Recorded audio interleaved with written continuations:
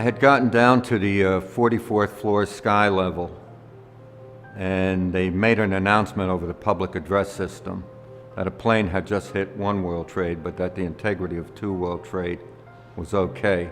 A few seconds after that, Flight 175 crashed into my building.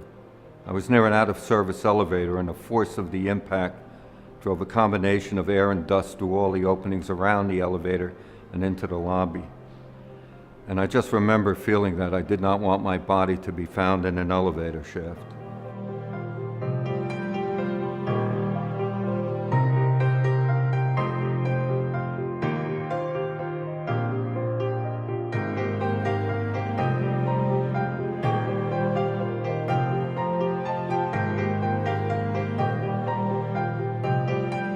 Where I live, you walk one short block and you get to 7th Avenue. And from 7th Avenue, we had a completely unobstructed view of the towers.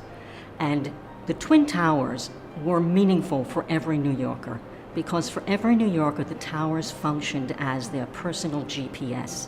Didn't matter where you were in the city. If you were disoriented or you came up from the subway into a neighborhood you didn't know, you just looked in the sky, you found the towers, you knew you were looking south. After that, everything else fell into place.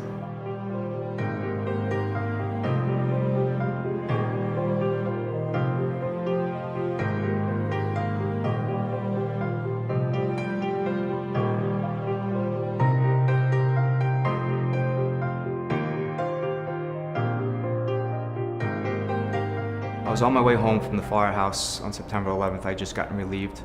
All New York City firefighters and police officers got recalled into the city. I got down to the site just after the South Tower had collapsed, and I parked my truck north of the towers.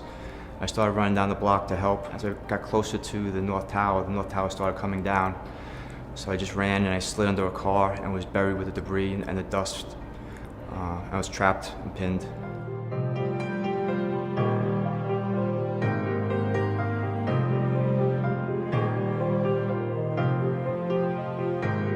People from around the world visit the Tribute Center, and when they come here, they write their reflections about 9/11 on these cards, how 9/11 affected them and their communities.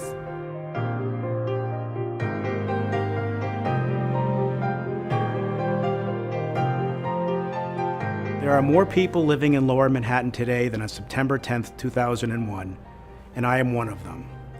Although I witnessed the horror of this day and had to leave my apartment for several weeks, I moved back down here in October 2001 and have been here ever since. I'm very proud to call this community my home and probably will never leave Lower Manhattan again. I dedicate the work that I do here at Tribute to my husband Paul, and it has become part of the healing process for me.